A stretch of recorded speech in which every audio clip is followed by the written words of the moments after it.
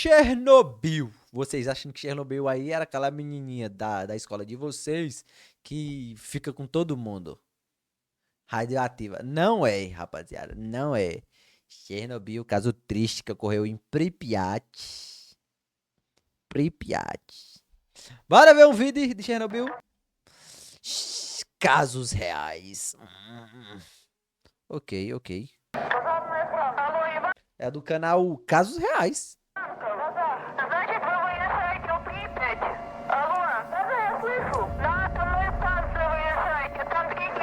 A série de Chernobyl é cinema, tá? Na noite de 26 de abril É outro canal do Nerd também, pra quem não pegou também. É do Peter. de Cara, tem 1 bilhão de canal. 1986, o reator número 4 da usina nuclear de Chernobyl foi pelos ares. Até hoje, esse é o maior desastre nuclear da história da humanidade. Ele já falou do caso de Goiânia.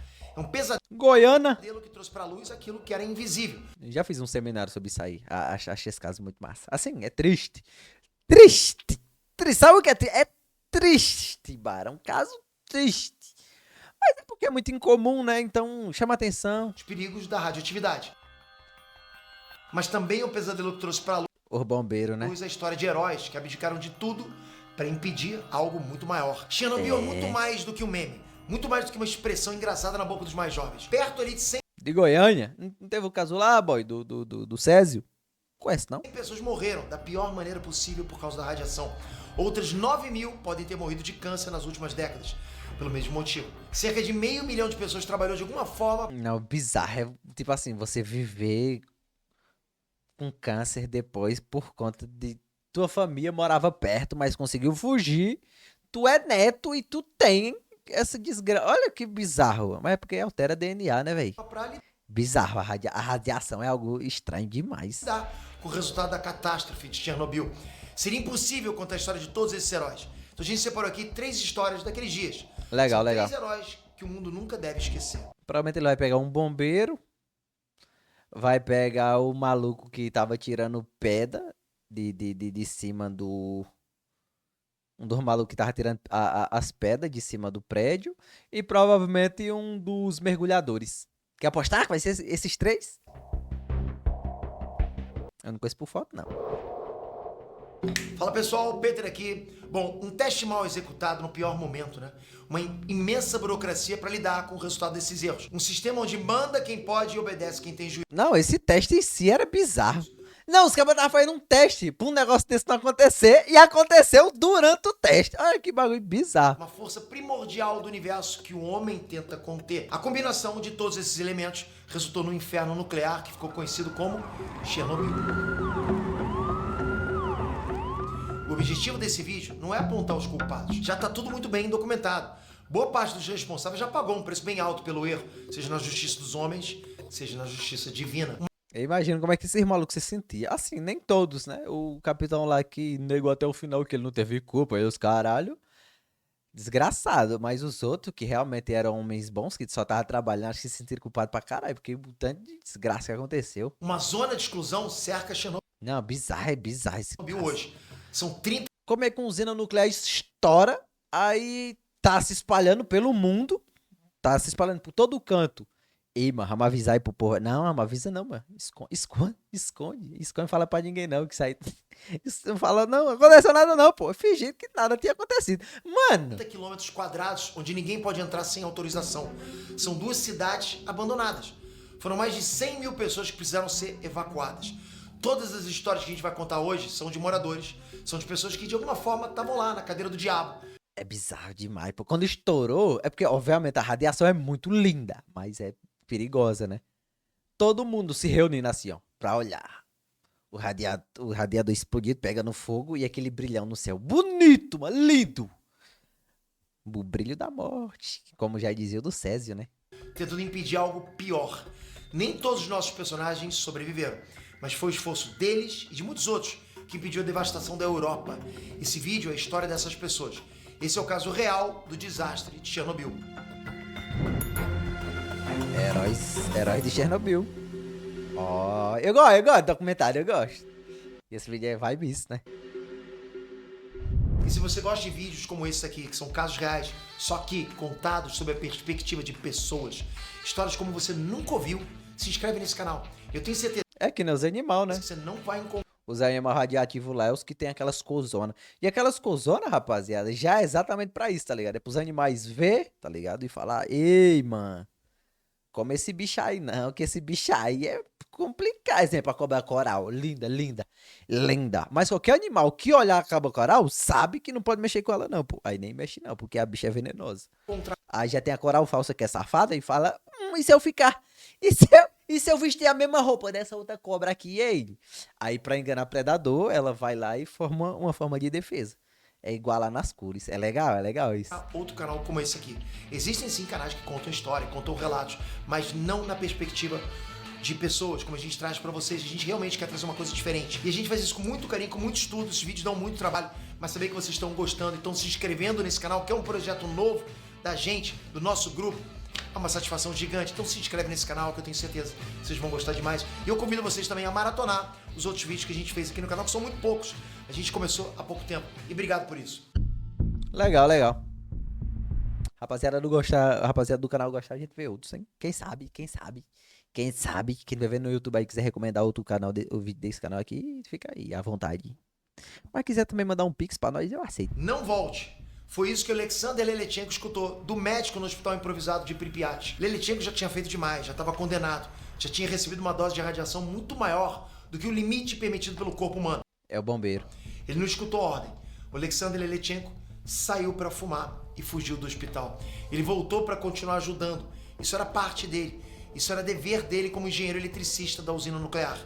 Talvez no mesmo momento em que o Leletchenko estava escapando, talvez ali do lado, o bombeiro Volodymyr Pravik tenha sentido a mesma vontade.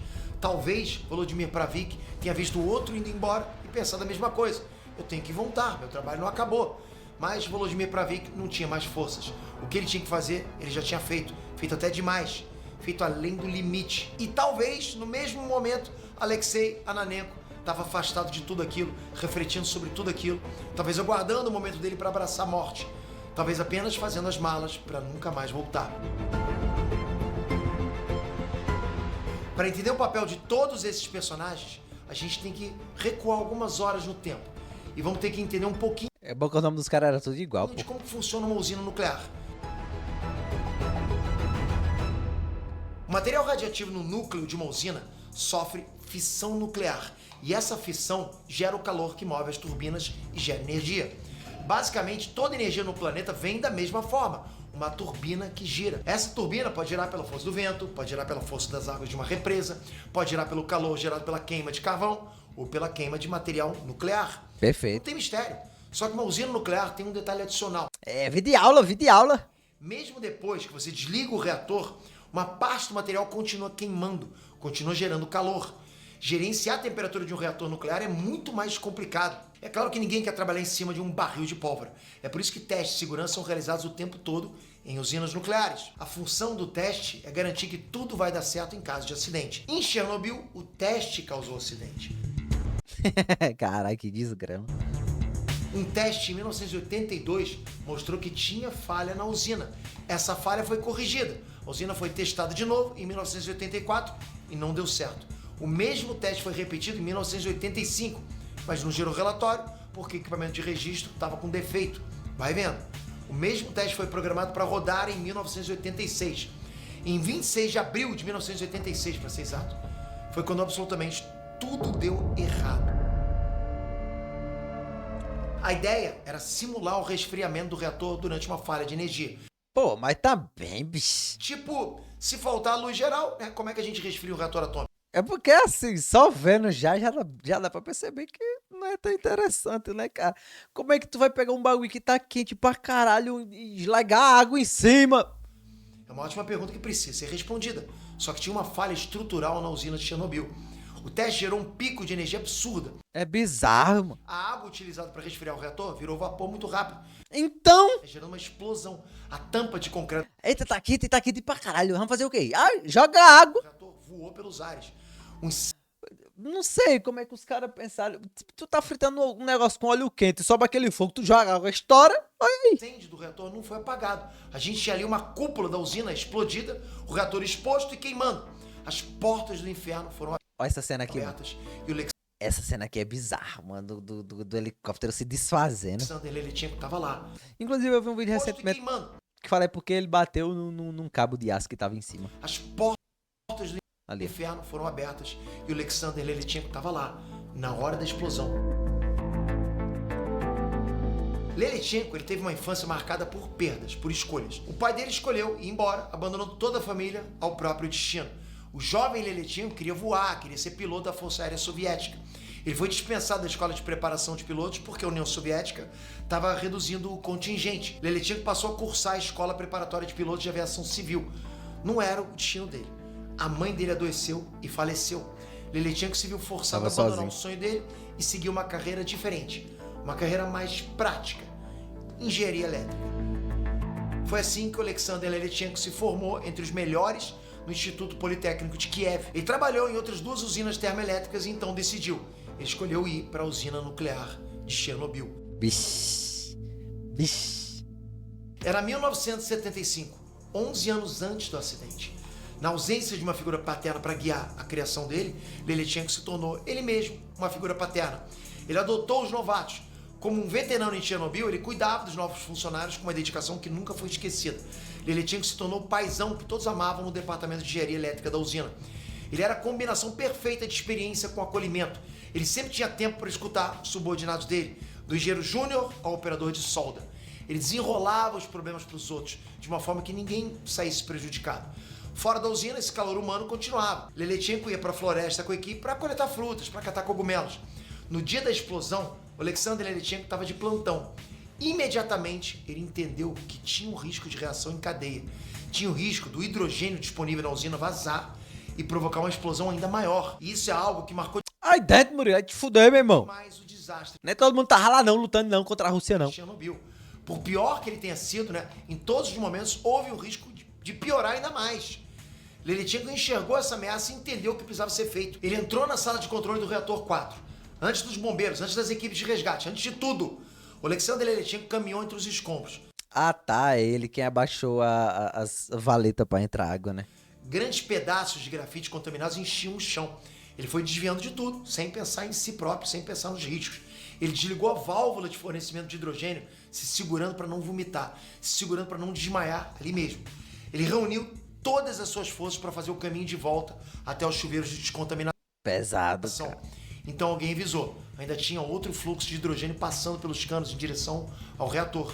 Alguém teria que fechar outra válvula também. Ele já tava lá, já. Mas daí acho que ele não já sobrevivia nem dessa primeira dose que ele já tinha tomado. Ele poderia ter mandado um subordinado. Ele poderia ter dado essa ordem. Ele era o chefe do setor, mas ele não fez. Leletchenko voltou para fechar mais uma válvula de hidrogênio. Tinha que ser ele, tinha que ser ele. Não podia ser outra pessoa. Tinha que ser ele. Eram válvulas pesadas, mal lubrificadas, um equipamento de emergência que não deveria ser acionado manualmente em condições normais. Olha isso. E ele girou aquelas válvulas imensas com as próprias mãos. Só daí ele já não sobrevivia. Não dá pra dizer que ele estava enganado. Não tinha como não perceber. Leletchenko sabia que tinha abusado da sorte. Ele trabalhou em Chernobyl por 11 anos. Ele entendia de radiação, ele entendia os riscos. Ainda assim, ele ainda ficou por ali por horas, passando mal por caso de alguém precisar de mais alguma coisa. Leletchenko só voltou para casa no dia seguinte. Foi aí que a esposa dele apontou para as manchas vermelhas no rosto dele. Queimadura. Ela implorou para ele ver um médico. Horas depois, Leletchenko saiu de casa. Ele saiu de casa e voltou para a usina. Não deixaram ele trabalhar mais. Vixe! Leletchenko foi encaminhado para um hospital improvisado. O Ixi. médico alertou Leletchenko: não volte. Aí o Leletchenko fingiu que ia fumar e nunca mais pisou no hospital improvisado. Ele voltou para a usina de Chernobyl. Pela terceira vez, ele ficou sabendo que tinha fluxo de hidrogênio pelos canos.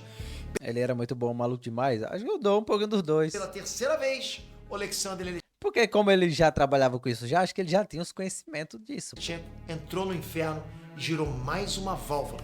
O Alexander Leletchenko trabalhou nas operações de contenção do vazamento radioativo durante 4 dias seguidos. Ele organizou o suprimento de energia do equipamento, consertou sistemas de extinção de incêndio. É porque, tipo assim, quando você é exposto à radiação, o seu corpo ele vai sofrendo modificações aos poucos, tá ligado? Ou seja, Ele ajudou em tudo que pode ser que você teve agora, exposição agora, tá ligado? Mas o corpo ele vai.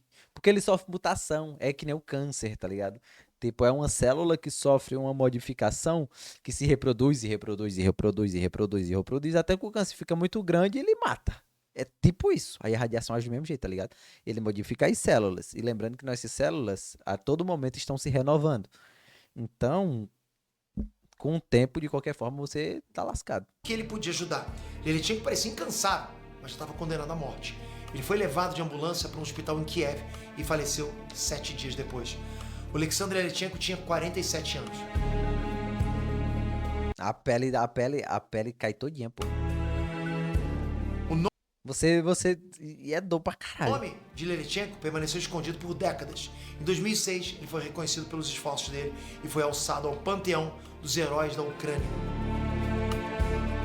Um monumento com seu busto foi erguido no Instituto Politécnico de Kiev. Aquele era o mesmo lugar onde Yalichenko tinha se formado em engenharia elétrica. No aniversário de 35 anos do desastre de Chernobyl, representantes das principais usinas de energia da Ucrânia compareceram diante do monumento de Yalichenko e se curvaram perante ele. Foda, tá. Realmente considerado um herói. Foda. Quem também estava de plantão na noite de 26 de abril de 1986 era o tenente Volodymyr Pravik. Ele não estava na usina, né? Ele não trabalhava na usina. Pravik era bombeiro, comandante da guarnição. A usina explodiu 1h23 da manhã. Exatos 2 minutos depois, Pravik e todos os homens dele disponíveis já estavam dentro dos carros, no caminho para a usina, sirene ligada, rasgando a noite. Volodymyr Pravik era filho da terra.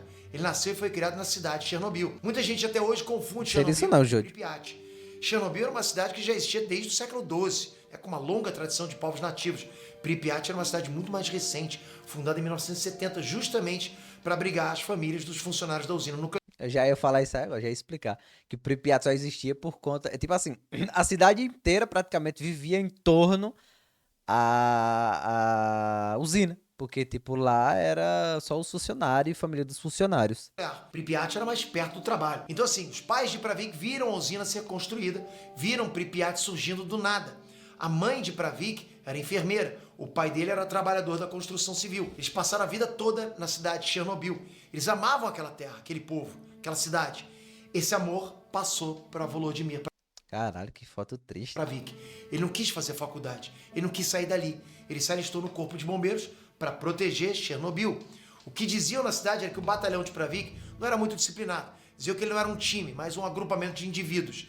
Muitos eram veteranos que não aceitavam ordens, né? Outros eram parentes que se conheciam por décadas ou vizinhos em vilas muito próximas e cada um agia como queria. Ali a autoridade não tinha o mesmo peso que em outros lugares, mesmo no regime soviético.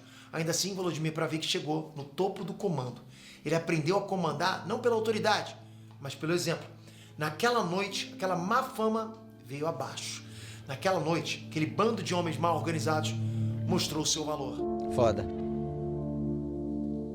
Mostrou sua lealdade e sua disciplina sem parar um minuto para... O foda é que não tinham esse tipo de conhecimento, tá ligado? Os caras trabalhavam na indústria de radiação e não tinham esse conhecimento de que isso ali ia estar prejudicando eles da forma que prejudicou, pô. Isso é que é complicado, tá ligado? As ordens recebidas. Eles eram a terceira guarda da brigada de incêndio de Chernobyl e compareceram diante do dever.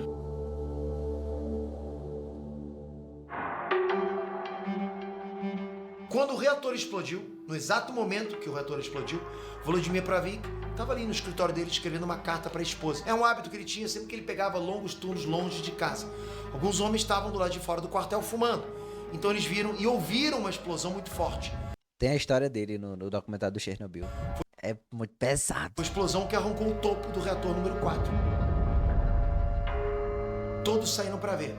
Todos entenderam o que tinha que ser feito. Eles não esperaram uma ligação, um alarme, nada.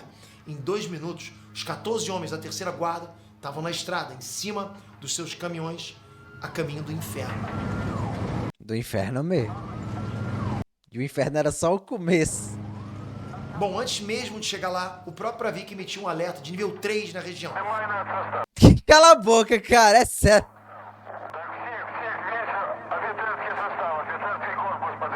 Isso significava que todas as unidades de bombeiro do estado deveriam ser acionadas simultaneamente. Tinha dado muito ruim na usina. Aqueles tais homens indisciplinados. Ah, não, a lore do cara que. Aí eu não sei se é chave. A lore do cara que tá em Chernobyl, ele tava de folga nesse dia, né? E mesmo assim ele resolveu ir trabalhar, mesmo a mulher dele pedindo pra ele ficar em casa. Preencheram relatórios muito precisos do que encontraram, do que eles viram na usina de Chernobyl. Os primeiros 20 minutos de combate ao incêndio, Volodymyr Pravik teve no comando total da operação. Ele posicionou os carros de bombeiro em volta do reator. Ele coordenou os homens que chegavam. Ele acionou mangueiras cisternas para controlar a situação. Foi 3 dias pegando fogo, não foi ainda? Ninguém foi informado de que se tratava de um incidente nuclear. Ninguém foi informado dos perigos. A fumaça ao redor estava contaminada. Os pedaços de grafite espalhados pelo chão estavam contaminados. Você pegava isso aí, Barão, queimava a mão todinha na hora. Aqueles homens não sabiam de nada. Quente, pô, era dentro do reator. Mas a terceira guarda também já estava condenada. Mas eles sabiam que tinha uma prioridade: extinguir as chamas no telhado do reator número 4. Eram as mesmas chamas que poderiam alastrar o incêndio para o reator número 3. Se o reator número É verdade, né? Tem isso também. 3 também entrasse em chamas, a gente teria um incidente que seria, no mínimo, 2 vezes pior. 1h47 Puta que pariu, eu tinha esquecido. Caralho, é verdade. da manhã, 24 minutos depois da explosão. O major Leonid Teliatkhinov assumiu o comando da operação e liberou Pravik para uma missão de extrema urgência: subir no telhado do reator 3 e conter as chamas no reator ao lado, 70 metros de altura. Um calor escaldante, uma fumaça tóxica soprando na direção dele. Os bombeiros sentiam algo estranho, gosto de metal na boca. Também tinham a sensação de alfinete penetrando na pele desprotegida no rosto. Ixi, destruindo as células. Nenhum deles sabia, mas esses são sintomas que só aparecem diante de uma dose de radiação muito acima do nível letal. O mais comum é você receber uma dose letal de radiação e nem perceber. E aí, ó, olha aí, acima do letal.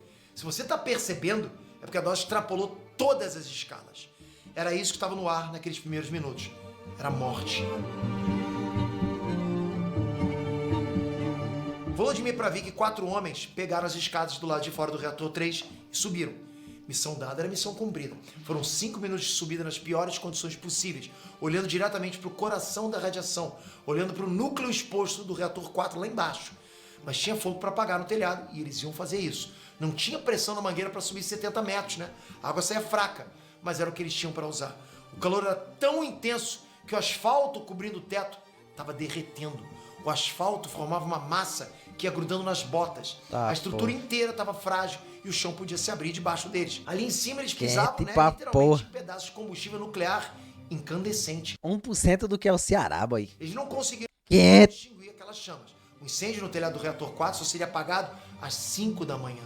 Mas Volodymyr Pravik e os homens dele já não estavam mais lá. Um dos bombeiros desmaiou às 2h14 da manhã. No minuto seguinte, 1 hora, né? 50 minutos mais ou menos. outro bombeiro também perdeu a consciência. Pravik tomou a decisão de evacuar enquanto ainda podia. Pravik ajudou seu grupamento a descer e trazer os bombeiros acordados lá de cima. Lá embaixo, outro time já estava se preparando para subir. Pravik desceu com o rosto avermelhado, com dificuldade para respirar, com os olhos arregalados de quem havia atravessado uma guerra que a terceira guarda não podia vencer. 2h35 da manhã, pouco mais de 1 hora depois da explosão, ok? Volodymyr Pravik e 6 dos seus homens já estavam fora de combate. Eles foram levados direto para um hospital improvisado, sem condições de andar. Olha isso, mano.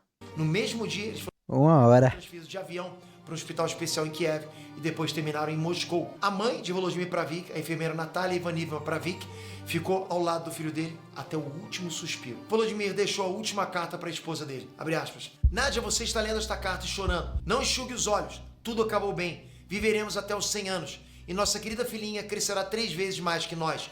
Sinto muita falta de vocês duas. Mamãe está aqui comigo agora. Ela veio correndo para cá. Ela vai te ligar e te contar como estou me sentindo. Estou me sentindo bem.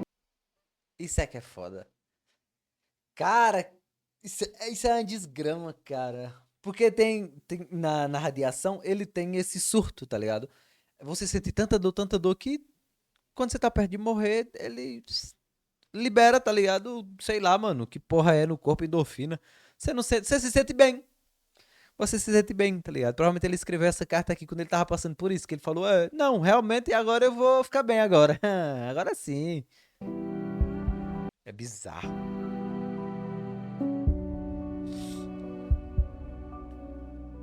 Volodymyr Pravik faleceu em 11 de maio de 1986, vítima de envenenamento Dimetiliprina. radioativo. Ele recebeu uma Tripitamina, você nem leu essa dose porra. estimada em 1370 rem, a unidade de medida de radiação. Esse é o triplo da dose considerada letal, ou seja, 3 vezes mais do que a morte. O valor registrado em Pravik é o maior valor registrado até hoje. E se liga que ele ficou 1 hora lá e foi embora. Morreu um tempinho depois. Em um ser humano. Ele foi enterrado envolto em plástico protetor, dentro de um caixão envolvido em plástico, dentro de um casulo de zinco. Volodymyr Pravik deixou uma filha para trás, Natasha Pravik, nascida 2 semanas antes do desastre de Chernobyl.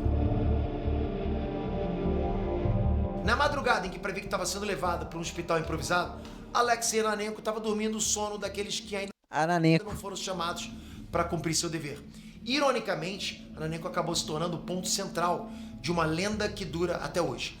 A lenda dos 3 voluntários que aceitaram participar de uma missão suicida. Isso é bizarro. Usando roupa de mergulho. Vocês iam, mano? Vocês iam se a rapaziada chama vocês pra literalmente se sacrificar com 100% de certeza que você não vai sobreviver a isso, mas você vai ser um herói. Olha isso, mano.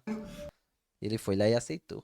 Para entrar em água contaminada embaixo do reator número 4. Eles nunca mais teriam sido vistos. A história verdadeira é bem diferente. Não começa de uma forma heróica. Ela começa em 1937, quando o pai de Alexei Ananenko foi preso por traição à Revolução Comunista. Ele poderia escolher entre ir para uma prisão ou ir para distante Eu ia pra Farmaura. Ah, pô, aí sim. Ah, bom. região de Cara, realizar trabalhos manuais Farmaura. para a comunidade.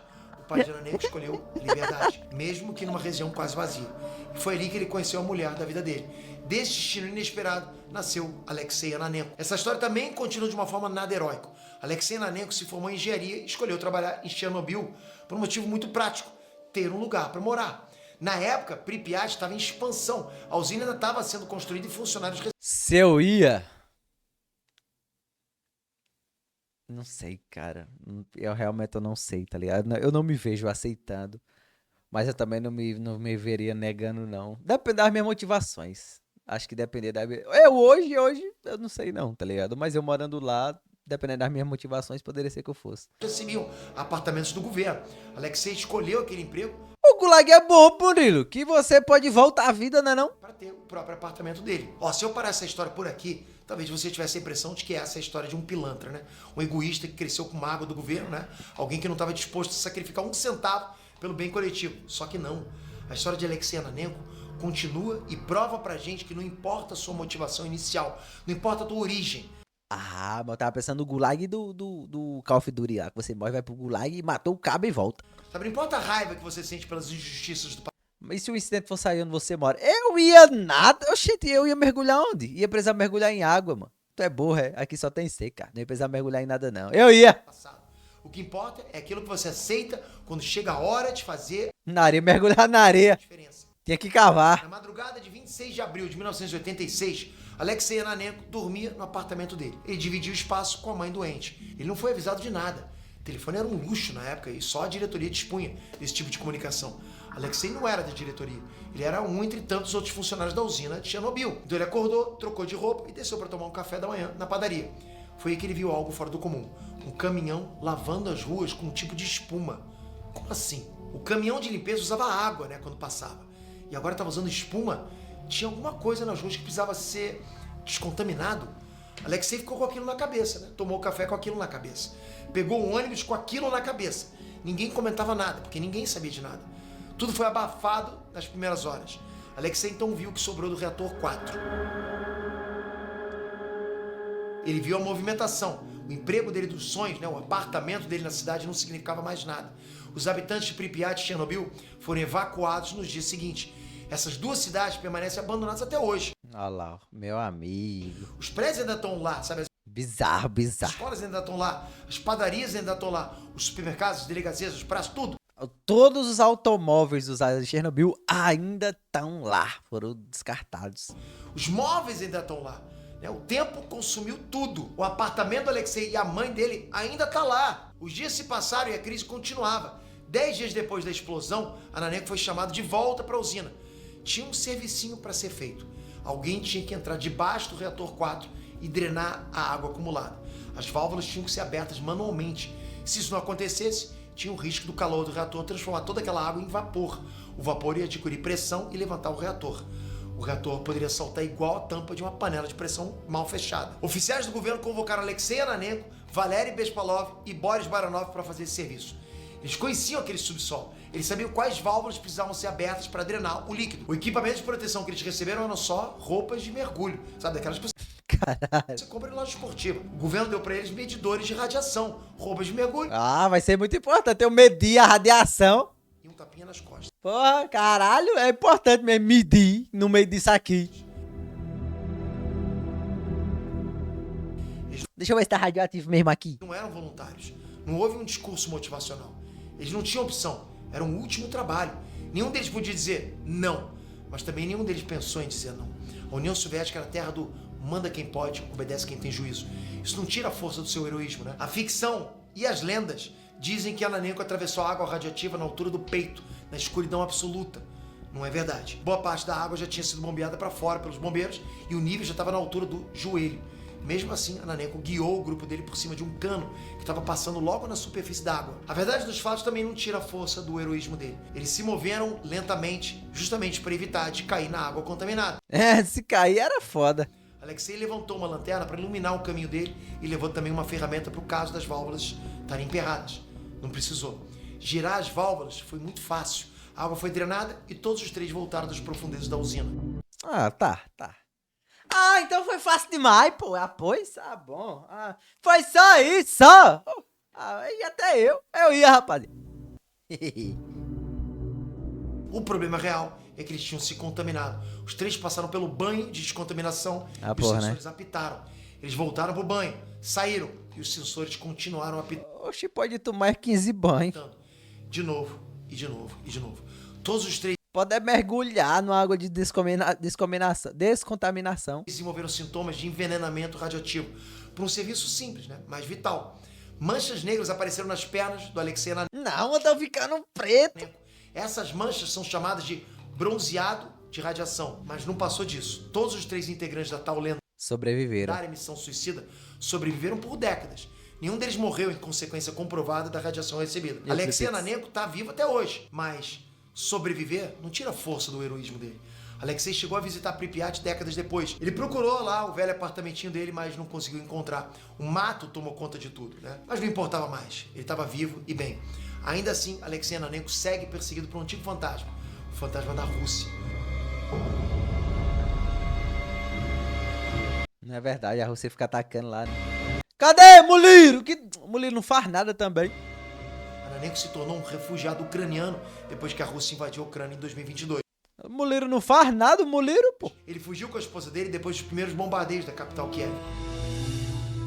Pra esposa dele, Ei, bicho, tu é muito sem ter o que fazer, meu irmão. Tu tem ido lutar na guerra da Rússia, bicho, essa é na moral. esse foi o Ah, tô fazendo nada aqui em São Paulo, eu vou... eu vou jogar bomba em russo. pior momento de suas vidas. Afinal, o que define um herói? É saber que vai morrer É mais fácil do que e parece. ainda assim voltar 3 vezes Mas é porque você ficava só controlando os drones, barão. no núcleo do inferno Vá lá pra linha de frente, lá teve um menino daqui que foi pra lá, né? para girar válvulas? É não saber do tamanho do perigo e se sacrificar sem saber que está se sacrificando? É ser convocado para um trabalho sujo como uma peça descartável e fazer esse trabalho assim mesmo? É verdade, Muliro. Nem ganhou a guerra. Volte lá. Volte lá, que ainda tá faltando. Heroísmo tem muitas formas, né? E é impossível medir o grau de heroísmo. Não existe tabela para isso, né? Um heroizômetro. Não existe isso. Radiação se mede. Heroísmo não se mede. Radiação e heroísmo são invisíveis, mas os dois andaram lado a lado no desastre de Chernobyl. Essa foi a história de Alexander Leletchenko, Volodymyr Pravik e Alexei Ananenko. Existem milhares de histórias parecidas em torno do passado de Chernobyl. Podem existir milhares de histórias parecidas no futuro de Chernobyl. O reator número 4 ainda está queimando até os dias de hoje. Isso é bizarro, cara. Ele queima dentro de uma cúpula de concreto Rapaziada, já botou 2 cúpulas. chamada de sarcófago. Um segundo sarcófago está sendo construído agora em volta Ah, velho, ainda tá sendo feito. do primeiro. Ou Olha isso, mano. seja, uma proteção da proteção. A invasão russa causou danos nessa proteção. Forças russas chegaram a ocupar a usina e ameaçar liberar tudo de novo. Caralho! Ave Maria! Eles não é doido? O pesadelo não acabou. Infelizmente, ele tá só pausado. Só se eu quisesse. Espero que vocês tenham gostado desse vídeo. Bizarro. Conto muito com a inscrição de vocês pra gente continuar sempre trazendo Isso não vai fuder eles também. Vai porque é próximo, né, cara? Inclusive, se eles não tivessem. Se a pessoa não tivesse sacrificado pra conter essa contaminação, tinha chegado lá, pô. esses web documentários pra vocês dessa forma como vocês não conhecem, né? Sobre a perspectiva O mundo só soube porque uma outra cidade, que era quilômetros de distância, notou a radiação no ar, boy. Não foi porque eles quiseram esconder. Não era pra ninguém saber, não. Isso aí é que é bizarro, mano. Não era pra ninguém saber, não. Eles tentaram encobrir. Quando chegou noutra cidade, longe pra caralho, a rapaziada foi quem sentiu a radiação no ar, colocou o medidor e o medidor tava dando nas alturas. E era noutra cidade, quilômetros de distância, pô. Aí os caras começaram a tentar entender o que foi que aconteceu, tá ligado? E começou a reportar pro mundo todo. Aí foi quando a rapaziada descobriu. de pessoas. Eu gosto muito dos comentários de vocês, das sugestões de vocês. E obrigado pela inscrição, obrigado por esse vídeo. Vou ficando por aqui. Até a próxima. Fui! Bizarro, bizarro. Eu gosto, mano. Acho curioso, tá ligado? Mas é isso, rapaziada. Se você achar legal, a gente vê mais vídeo de história aqui, tá ligado? Realmente, o canal tem até de Hiroshima e Nagasaki. 11 de setembro. Fala, meu Deus do céu. Acabamos aqui, tá?